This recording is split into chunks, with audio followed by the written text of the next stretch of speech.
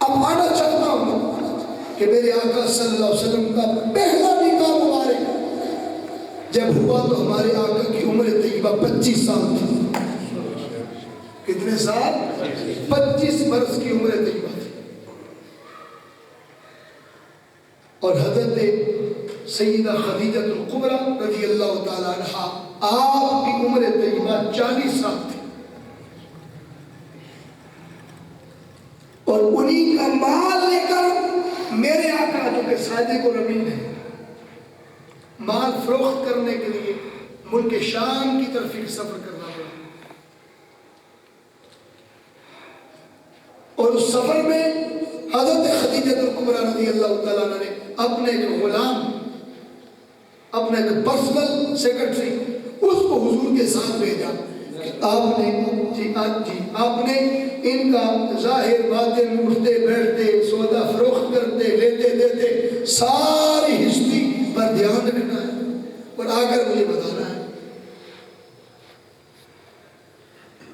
جب وہ سارا مال بکا تو بڑے اللہ تبارک و تعالیٰ نے بہت سارا نفع عطا کی, برکت ہو گئی. اور اس مال میں برکت کیوں نہ پڑے؟ اگر کسی کے مرشد پاک کسی گھر میں آ کر وہ اللہ اللہ کر دیں تو گھر میں برکت ہو جاتی ہے. تو جن کی خاطر ساری کائنات بنائی گئی ہے اس محمد عربی کی صبح سے برکت پیدا کیوں نہ ہو جائے؟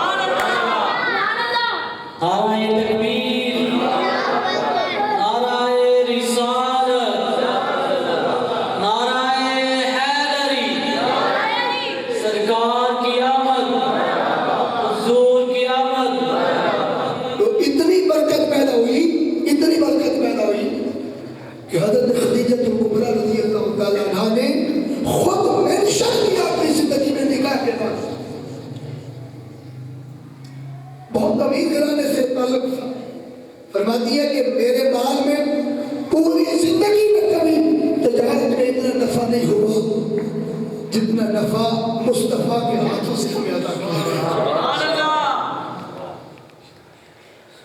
اور غلام نے آ کر ساری ہسٹری بتا دی کہ پورا مال فروخت کرنے میں آپ نے ایک قسم بھی نہیں اٹھائی. پورا مال فروخت کرنے میں آپ نے ایک جھوٹ بھی نہیں بولا. لوگوں کو واضح کلیئر کٹ حال سے بتائی یہ اچھا ہے یہ اچھا نہیں ہے یہ اتنا ہے یہ ایسے ہر سے کلیریفائی کی. اور ایک عمل آپ نے بتایا آپ کی صداقت اور آپ کی امانت سے متاثر ہو کر حضرت خدیجہ الکبریٰ رضی اللہ تعالیٰ نے زندگی کا صرف ایک سفر ایک تجارت ایک بار مال فروخت کرنا اور ایک بار بطور ٹیسٹ کیس کے طور پر جب صداقت اور امانت دیکھی تو رشتہ کے لیے اور نکاح اپنے ساتھ کرنے کے لیے حضور کے ہم پیغام بھیج دیا. پتہ چلا کہ اچھے نکاح کامیاب نکاحوں کی علامت یہ ہوتی ہے کہ مال دولت جھوٹ مکر فریب نہ دیکھا جائے بلکہ اس کی شخصیت میں صداقت اور امانت دیکھی جائے. اور نیک نیت اتنا ہے لوگوں سے سچ بولتا ہے یہ جھوٹ بولتا ہے مگر باز ہے دھوکے باز ہے یا کیا ہے. آپ بدقسمتی سے لوگ زیادہ مال دیکھتے ہیں جہیز دیکھتے ہیں. ہمارے گھر کو بھر کون سکتا ہے؟ مال کس کے پاس زیادہ ہے دولت کس کے پاس زیادہ ہے. اس کا بیک گراؤنڈ نہیں چیک کرنا چاہتے کہ وہ سود سے کمایا ہے رشوت سے کمایا ہے حرام مال سے کمایا ہے. غریبوں کے پیٹ ان سے نکال کے لک میں اپنا گھر تیار کیا ہے. دکھیوں غریبوں کا مال چھین چھین کر اس محل کو بنایا ہے یا اپنی محنت مزدوری کے ساتھ بنایا ہے. اگر کوئی انسان اچھا مزدور ہی ہو گھر میں دولت کی کثرت نہ بھی ہو اگر اس کی زندگی میں نیک نیتی ہو صداقت ہو اس کی شخصیت اچھی ہو کردار صالح ہو حق پہ ڈٹ جانے والا ہو صابر ہو دیندار ہو ایماندار ہو ایمان کی رتی اس کے اندر موجود ہے تو رشتہ کرنے میں کبھی دیر نہ کیا کرے. اللہ رب العزت اس سے بہتر جتنا حق اللہ صالح کردار پتا سبحان اللہ. تو ہمیں جہیز یا مال دیکھنا چاہیے یا کردار دیکھنا چاہیے؟ بولیے نا. تو وہ کردار تھا جس نے ایک مالدار خاتون کے سب کچھ پیچھے چھوڑ کر اس محبوب کریم صلی اللہ علیہ وسلم سے نکاح کرنے پر مجبور کر دیا. اس محبوب نے اپنے کپڑوں کو پیمان بھی اپنے ہاتھوں سے لگا رکھا اور اپنے نالین مبارک بھی اپنے ہاتھوں سے، تسمہ مبارک بھی اپنے ہاتھوں سے جوڑ دیتے تھے. ان کی شخصیت میں بولیے کیا دیکھا؟ کردار دیکھا. جس دن معاشرے کو بیٹی بیٹے میں کردار دیکھنا آ گیا اس دن معاشرے میں حقیقی تبدیلی واقع ہو جائے. تبدیلی صرف حکمرانوں کے اداروں میں نہیں ہوتی، تبدیلی ہر ذات میں ہوتی ہے. اولاد کو کیسے بدلتے ہیں، جائیداد کو کیسے بدلتے ہیں، حالات کو کیسے بدلتے ہیں، شوہر بیوی کو، بیوی شوہر کو کیسے بدلتے ہیں، ایک دوسرے کے اندر انٹرچینجنگ کیسے ہوتی ہے، نیک نیتی کس طرح آ سکتی ہے، اچھائی کس طرح زیادہ سے زیادہ پنپ سکتی. ان چیزوں کو دیکھنا ہوتا ہے. اور جب اسی محبوب کریم صلی اللہ علیہ وآلہ وسلم، اور آپ کو معلوم ہے کہ آقا دو جہاں صلی اللہ علیہ وسلم کی 6 اولادیں حضرت سیدہ خدیجہ الکبریٰ رضی اللہ تعالی عنہا سے پیدا ہوئی تھی. کتنی اولادیں؟ 6 اولادیں. اور 7واں ایک بیٹا حضرت ماریہ قبطیہ رضی اللہ تعالی عنہا ان سے ہوا تھا. اور 6 اولادیں حضرت خدیجہ الکبریٰ رضی اللہ تعالی عنہا سے تشریف لائی. اللہ نے اولاد کی نعمت کی کثرت بھی اس خاتون کو زیادہ دی جس خاتون نے مال نہیں دیکھا تھا، مصطفیٰ کا کردار. آج لوگ پریشان ہوتے ہیں. میں آپ کو سچی بات بتاؤں، جھکی والوں کی آپ پتر گن کے بتا دیں کتنے پتر اللہ تعالیٰ ان کو دیتا ہے. اور وقت کا بادشاہ بھی ہو، مال کی کثرت لگی ہوئی ہے لیکن اولاد کو ترس نہیں. میٹر کیا ہے کہ انسان کا کردار، انسان کا اخلاق، انسان کا بیہیویئر یہ مؤثر ہوتا ہے زندگی. خوشحالی جس گھر میں مال زیادہ ہو لیکن ٹینشن ہی ٹینشن ہو، ٹینشن ہی ٹینشن ہو، تو وہاں نعمتوں کی کثرت نہیں ہو سکتی. جس کو نعمت کہتے ہیں میں اس کی بات کر رہا ہوں. مال نعمت نہیں ہوتا، آزمائش ہوتا ہے. وہ نعمت تب بنتا ہے جب اس کی رضا کے مطابق استعمال ہو. یہی وجہ تھی کہ حضرت سیدہ کائنات حضرت فاطمہ الزہرا سلام اللہ علیہا جب آپ کی رخصتی کا وقت آیا تو میرے آقا صلی اللہ علیہ وسلم نے بھی کردار دیکھا. سبحان اللہ. اب ان 2 ذاتوں کو اگر دیکھ لیں زندگی میں، 2 نکاح دیکھ لیں تو ہمیں سمجھ آ جاتی ہے کہ دین دیکھتا کیا ہے، اسلام ہمارا دیکھتا کیا ہے. اس نبی کی سنت پوری کرنے جا رہے ہیں، نکاح من سنتی، تو اس محبوب کا اپنا کردار کیا ہے اس میٹر میں.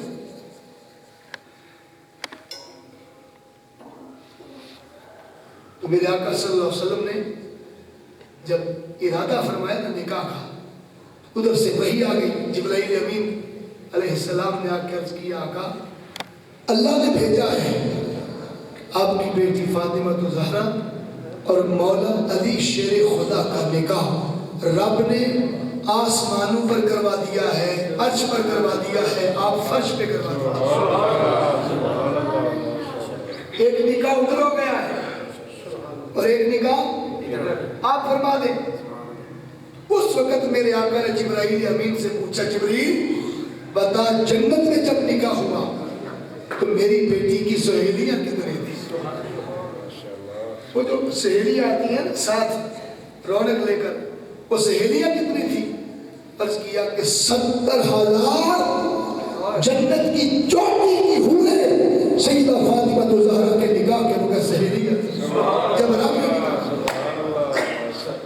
کتنی بولیے 70,000 سہیلیاں. پھر انہیں کوئی غریب کیسے گئے؟ وہ تو غریب نواز. وہ الگ بات ہے کہ اختیار رکھ کے بھی اختیار کا استعمال نہ کرے. دونوں جہانوں کے سردار اور بیٹی بھی سردار اور جہیز میں کیا لیا تو ہماری توجہ دلائی کہ لوگوں لقد کان لکم فی رسول اللہ اسوۃ حسنہ، تمہارے لیے میرے محبوب کی زندگی میں بہترین نمونہ ہے. اس زندگی کو اپناؤ جن نے غریب کو بھی نمونہ دیا، امیر کو بھی نمونہ دیا، جج کو بھی دیا، ایک چپراسی کو بھی دیا. دنیا کا کوئی شخص یہ نہیں کہہ سکتا کہ حضور میرے لیے نمونہ نہیں ہے. سبحان اللہ. کائنات کا کوئی شخص بڑے سے بڑا ہو یا چھوٹے سے چھوٹا یہ کہہ نہیں سکتا کہ آقا میرے لیے نمونہ نہیں ہے. حضور نے اپنی شخصیت میں ساری کائنات کے لیے نمونہ بن کے دکھایا.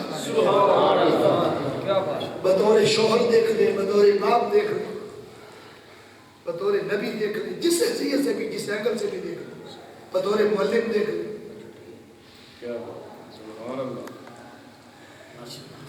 اور جب بطور معلم کی بات تو حضور نے فرمایا انما بعثت معلما لاتم من اخلاق، مجھے تو استاد بنا کر بھیجا ہی اس لیے گیا کہ تاکہ تمہارے اخلاق سنوار دو، تمہاری زبانوں میں مٹھاس کر دو، میں اچھا بولنا سکھا دوں. فرمایا میں اخلاق سکھانے آیا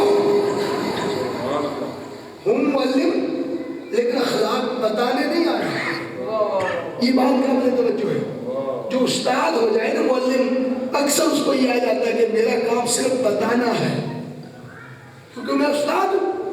استاد شاید صرف بتاتا ہے نہیں، استاد وہ کامل ہے جو بتاتا بھی ہے اور اپنے کردار سے سکھاتا بھی ہے.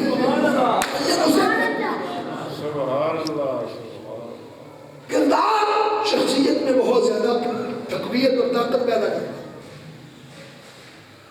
اس کی ایک مثال دیتا ہوں آپ کو.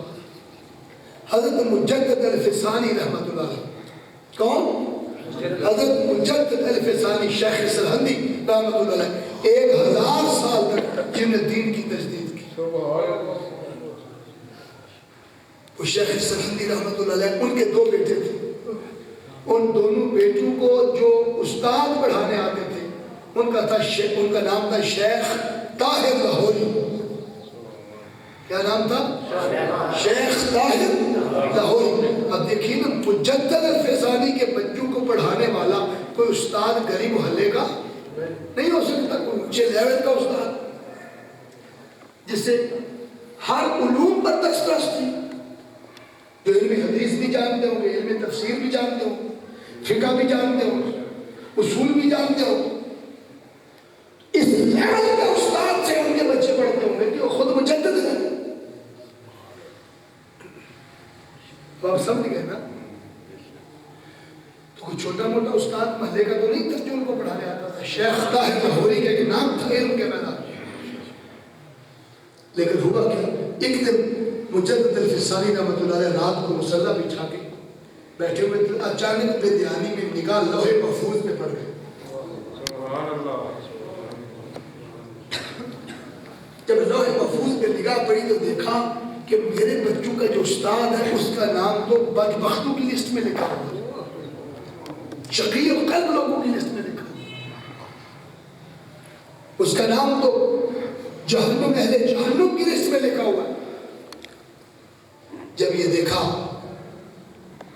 تو صبح اپنے بیٹوں سے یہ ماجرا ذکر کر دیا کہ بیٹا میں نے آپ کے استاد کو اس حال میں رات کو دیکھا، تاکہ کسی طریقے سے بات ان تک پہنچ جائے. اور پھر چونکہ میرے بچوں کو پڑھاتے ہیں تو کوئی بخشش کا سامان بھی پیدا ہوگا، کوئی سلسلہ بھی بنتا ہے. جب بات شیخ طاہر لاہوری تک پہنچی کئی دن بچے سیریس نہ لیتے رہے گفتگو. وہ بات ادھر کی کرتے وہ ادھر دیکھنے لگ جاتے، ادھر دیکھنے لگ جاتے، ادھر دیکھنے لگ جاتے. چند دنوں سے سیریس پڑھائی نہیں ہو رہی. انہوں نے ایک دن پوچھ لیا کہ بیٹا بات کیا ہے. پھر بچوں نے سارا ماجرا سنایا کہ میرے بابا جان تو یہ فرما رہے تھے. جب انہیں سیریس نہ دیکھا تعلیم لینے میں تو پھر یہ بات جب بتا دی تو شیخ طاہر لاہوری کی چیخ نکل گئی. رو پڑے، کہنے لگے کہ یہ بات ہے تو آپ کے بابا کی اللہ مانتا ہے، آپ اپنے بابا شیخ سرہندی سے میری ریکویسٹ کر دیں کہ وہ میری سفارش کر دیں، اللہ ان کی زبان کے صدقے میرا نام خوشبختوں کی لسٹ میں داخل فرما دے۔ یہ ریکویسٹ پہنچ گئی۔ حضرت شیخ مجدد الفسانی رحمۃ اللہ علیہ نے ساری رات، آپ کے مکتوبات شریف میں یہ بات ذکر ہے، ساری رات مصلی کے شاگردان کی بات کا عرض کرتے رہے، مولا شیخ طاہر لاہوری کا مقدر مدد ہے، شیخ طاہر لاہوری کا مقدر مدد ہے، ساری رات، حتیٰ کہ تہجد کا وقت آ گیا، جب نگاہ اٹھا کے دیکھتے دعا کر کے نام پھر بدبختوں میں لکھا ہوتا، معلوم نہیں ایسی کون سی شقاوت تھی، ایسا کون سا گناہ تھا جو بار بار مجدد الفسانی رحمۃ اللہ علیہ کے کہنے کے باوجود تبدیل نہیں ہوتا۔ جو ہی پریشان ہوئے نا کہ ساری رات گزر گئی، سفارش کرتے، نام نہیں بدلا، اچانک روح غوث اعظم شیخ عبد القادر جیلانی رضی اللہ عنہ کی روح پر انوار مجدد الفسانی کے سر پہ سایہ فگن ہو گئی، روح غوث پاک انہوں نے گھیر لیا، اور جب نور نے گھیرا تو روح غوث اعظم سے آواز آئی، اے شیخ سرہندی، ہمارا فرمان بھول گئے ہو؟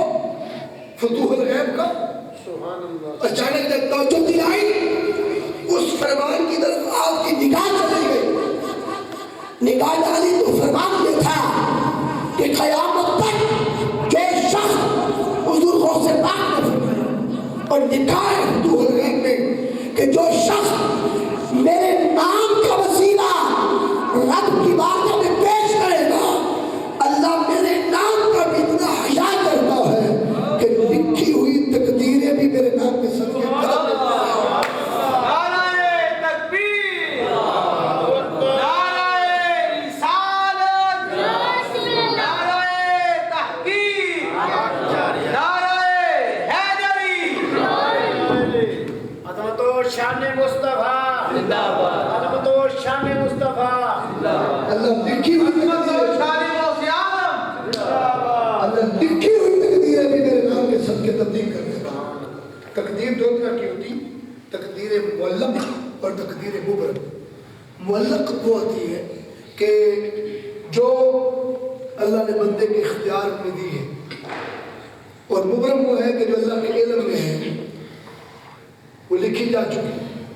معلق وہ ہے کہ اللہ نے انسان کے اختیار میں دیا کہ اب تو یہ عقل بھی دی، شعور بھی دیا، شہوت بھی دی، اب چاہے تو بے وقوفی سے کام لے کر جہنم نصیب ہو جا، چاہے عقل مندی سے کام لے کر جنت کی طرف بڑھ جا۔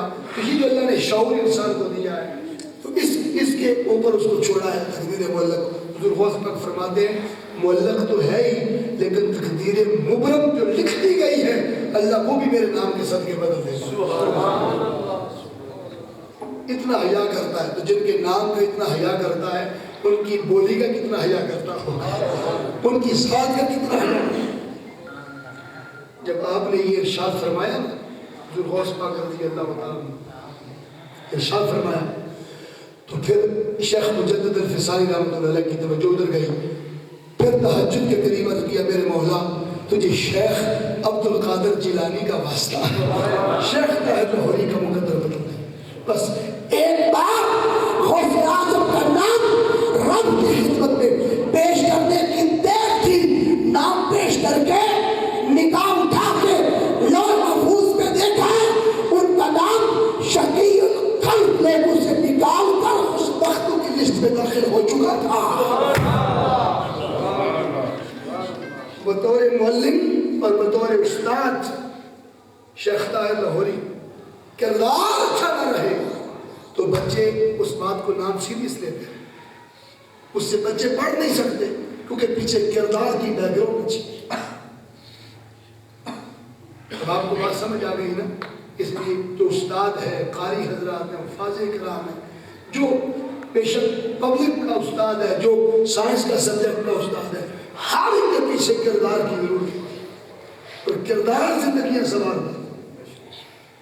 بچے اس کے نہیں پڑھتے جس کا کردار اچھا ہو.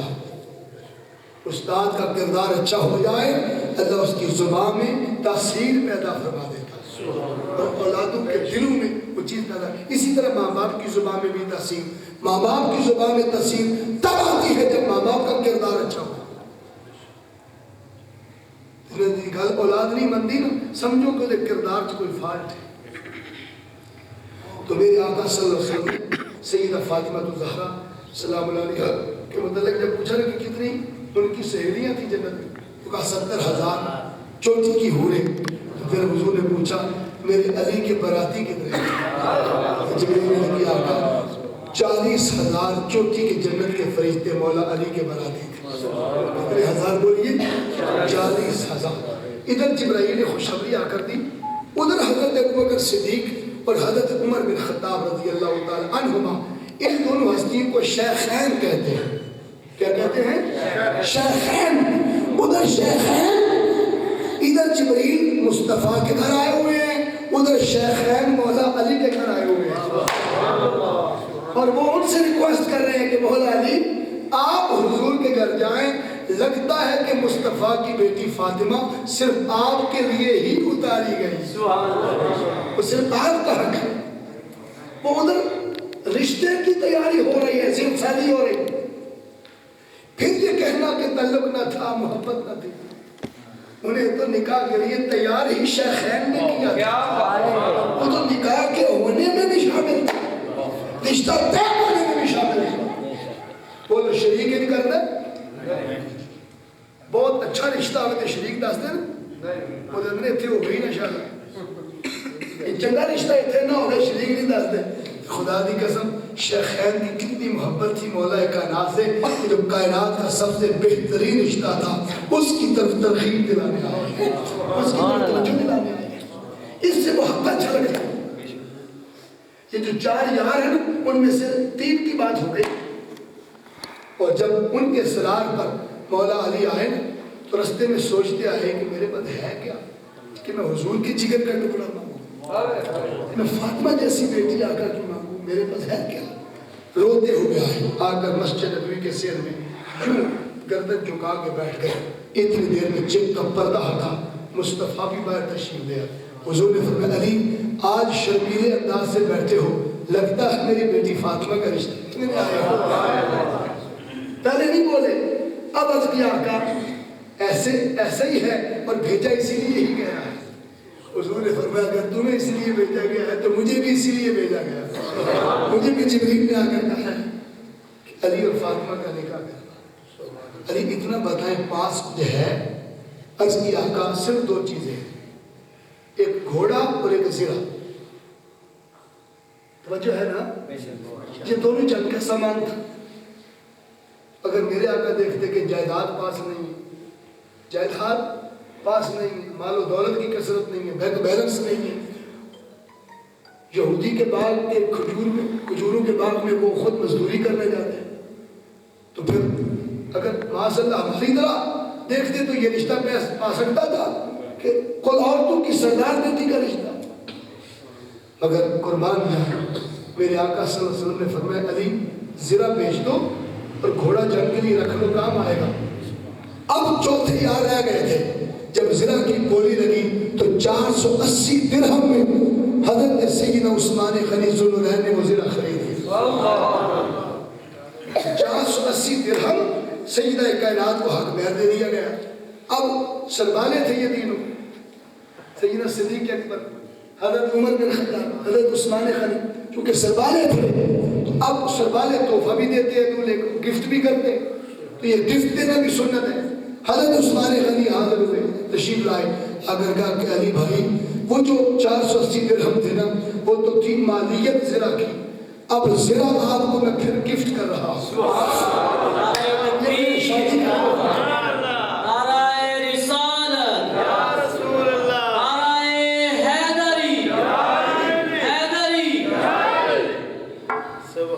یہ میری طرف سے بولی شادی کا تحفہ ہے، تو زرہ بھی واپس آ گیا.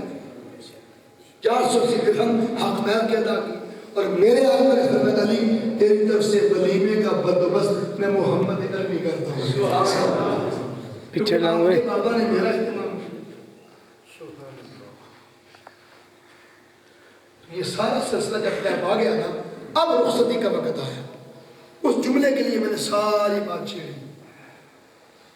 میرے آقا صلی اللہ علیہ وسلم نے بیٹی فاطمہ الزہرا سلام اللہ علیہا سے فرمایا، بیٹی کل جہان کی عورتوں کی سردار ہے، یہ میٹر ایک بات، لیکن میں نے جوانوں میں سب سے باکردار اور خوبصورت جوان آپ کو ان کے نکاح میں دیا ہے۔ تم عورتوں کی سردار ہو کر بھی میرے علی کی خادمہ بن کے رہنا۔ یہ وہ نصیحت تھی جس کی دربار کو ریفر کرنا پتا چلا بادشاہ کی بیٹی بھی ہو شوہر کی خادمہ ہے۔ سید المرسلین کی بیٹی سیدات النساء الجنہ ہے، مگر مولا علی کی بولو خادمہ ہے۔ حضور نے نصیحت فرمائی اور ادھر مولا کائنات کے پاس گئے اور آقا نے فرمایا، علی میں نے جگر کا ٹکڑا کاٹ کر تیرے حوالے کیا، میں نے زندگی میں اس بیٹی کی آنکھ میں آنسو نہیں دیکھا، آپ سے کچھ نہیں مانگتا، بس میری بیٹی کی آنکھ میں آنسو نہ آنے دے۔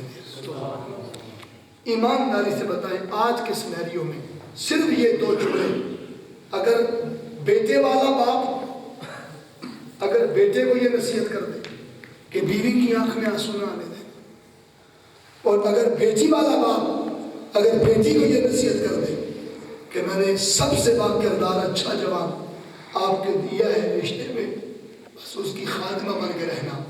اگر بیوی خادمہ بن کے رہے اور شوہر کبھی آنسو نہ آنے دے بیوی کی آنکھ میں، تو ایمانداری سے بتائیں اس گھر میں طلاق داخل ہو سکتی؟ وہ گھر کبھی اجڑ سکتا؟ آج سارے گھر اکثر کیوں اجڑے پھرتے ہیں؟ وجہ یہ ہے کہ انہیں سکھایا یہ جاتا ہے کہ تھلے لگ کے نہ روی، بولو صحیح، تھلے لگ کے نہ روی، اسی کو کہتا ہے کسی نہ رو۔ یہ بدقسمتی ہے معاشرے۔ حضور سیدۃ النساء الجنہ سے فرما رہے ہیں میرے علی کی خاتمہ بن کے رہے، اور مولا علی سے فرما رہے ہیں میری بیٹی کی آنکھ میں، اور اگر بیوی کی آنکھ میں آنسو شوہر نہ آنے دے، اس گھر میں محبت جھلکتی ہے، پیار جھلکتا ہے، الفت جھلکتی ہے۔ بس یہ پیار اپنی زندگیوں میں جو پیدا کر لے، اس میاں بیوی کا بہترین جوڑا، خوبصورت جوڑا اللہ تعالیٰ زمین پر بھی، اور یہ جوڑے پھر آسمانوں پر بھی قائم رہتے ہیں۔ جوڑے انہی کے قائم رہتے ہیں جن کا کردار اچھا ہو۔ اللہ تبارک و تعالیٰ سن کر سمجھ کر حضور کے گھرانے سے یہ سلسلہ ہمیں پیغام کے طور پر لینے کی توفیق عطا فرمائے، اور زندگی میں یہ حقوق اگر کسی شخصیت نے حضور کی امت کو اور معاشرے کو یہ سکھائے ہیں، اور 1000 کتاب میں سے اکثر کتابیں حقوق انسانیت پر جو امت کو دی ہیں، اور 50 کے قریب کتابیں ایسی کہ جو حقوق انسانیت رحم دلی کے ساتھ تعلق رکھتی ہیں، ہم خالی کے ساتھ تعلق رکھتی ہیں، ایک دوسرے کے رشتوں کا احترام ادب اور خیال کرنے میں آتی ہے۔ جس شخص نے اس امت کو کھویا ہوا وقار ان رشتوں کی بحالی پر دیا ہے، اس فرد کا نام، اس مرد قلندر کا نام شیخ الاسلام ڈاکٹر محمد طاہر القادری،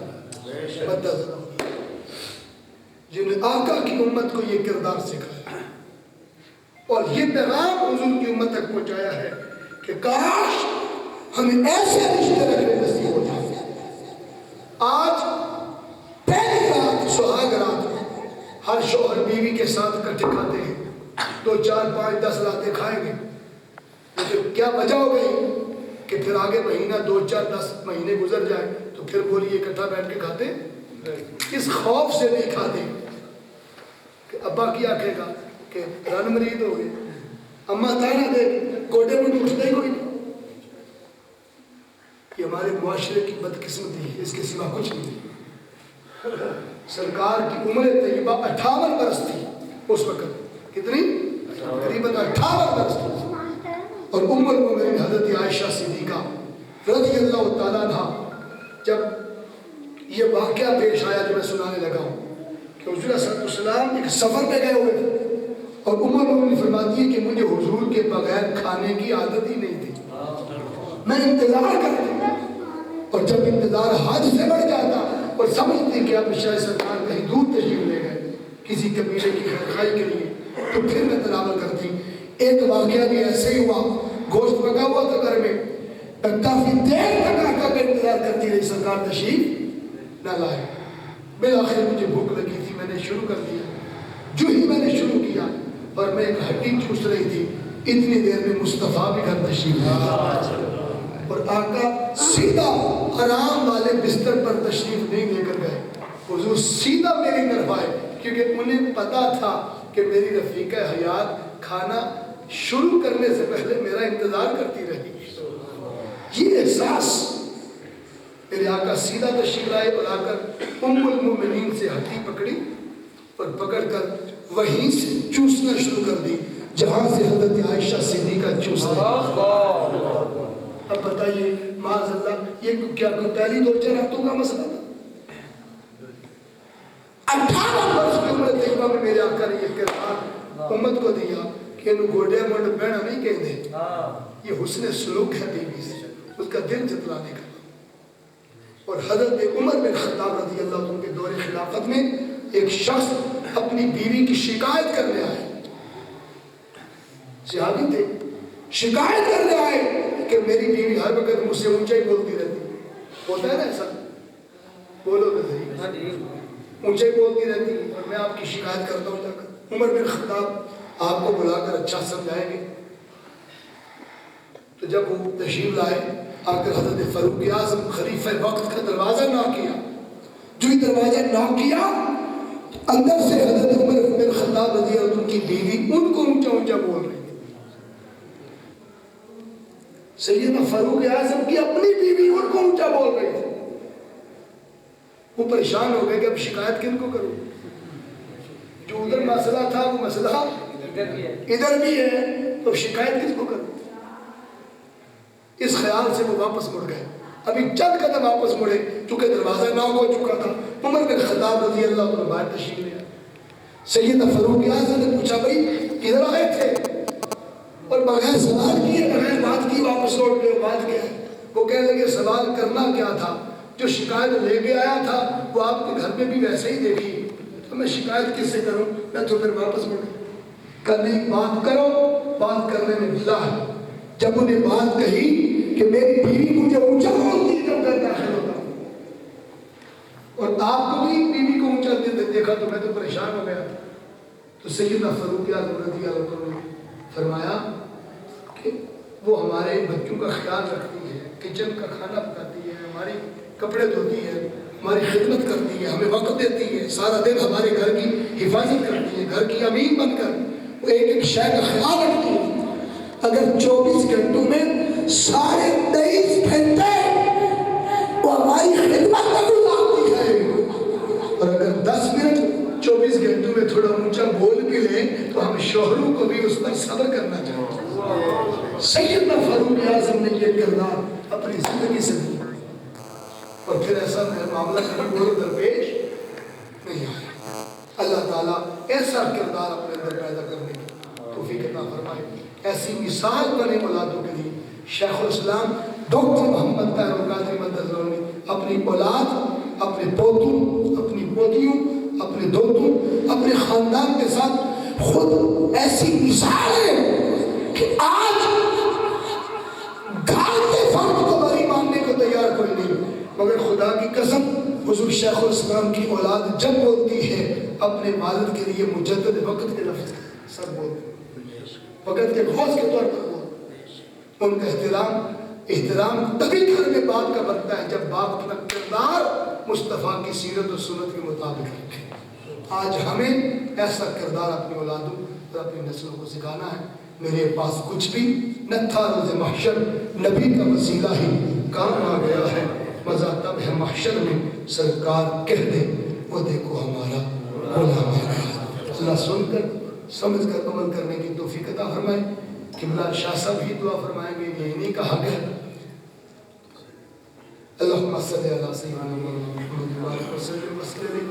ربنا آتنا فی الدنیا حسنۃ وفی الآخرۃ حسنۃ وقنا عذاب النار. میرے مولا سید بادشاہ بھی اس محفل میں موجود ہیں، انہی کے وسیلے سے جس محفل کے لیے ہم بیٹھے مولا اس محفل پاک کو اپنی بارگاہ میں کامیاب فرما اور قبول فرما۔ اس محفل میلاد کا صدقہ محمد منیر صاحب کی بیٹی کو میرے مولا ہزاروں لاکھوں خوشی عطا فرما، انموجبل خوشیاں نصیب فرما۔ مولا اس بیٹی کے لیے تو میرے مولا اپنے شوہر کو اچھا بن کے رہنے کی توفیق عطا فرما، اور بیٹی کو اس گھر کی خدمت گزار بن کر رہنے کی توفیق عطا فرما۔ مولا اس میاں بیوی کے جوڑے کو زندگی بھر ایک دوسرے کا احترام، ایک دوسرے کی مشاورت، ایک دوسرے سے محبت نصیب فرما، اور انہیں اولاد نورینہ سے مالا مال فرمانا، اولاد نورینہ سے مالا مال فرمانا۔ یہ دو افراد نہیں، دو خاندان جڑ رہے ہیں، ان دونوں خاندانوں کو میرے مولا آپس میں سلوک، اتحاد، اتفاق کی دولت سے مالا مال فرمانا۔ حضور کی ساری امت کی بخش فرما، ملک پاکستان کی حفاظت فرما، اہل کشمیر کو آزادی عطا فرما۔ آمین۔ اور اس مسئلے کو، اس وقت کو لنگ پردے عزت کے ساتھ میرے مولا تو خود گزار دے۔ مولا کہیں پر ایسا مسئلہ نہ آئے کہ کسی شے کی کمی محسوس ہو، میرے مولا ان کے اس وقت کو، خوشی کے موقع کو خوشی کے ساتھ ہی اپنے وقت کو عزت کے ساتھ ادا کرنے کی توفیق عطا فرما۔ برکت اپنی رحمت شامل حال فرما، اپنے محبوب کی نگاہ کرم کا فیض عطا فرما، حضور غوث پاک کی نگاہ کرم عطا فرما، پھر سیدنا طاہر علاؤدین الگیلانی البغدادی رضی اللہ عنہ کی نگاہ کرم فرما، اور حضور شیخ الاسلام ڈاکٹر محمد طاہر القادری مرکز الاولادی کی توجہات عنایت فرما۔ صلی اللہ تعالیٰ علی رسولہ خیر خلقہ محمد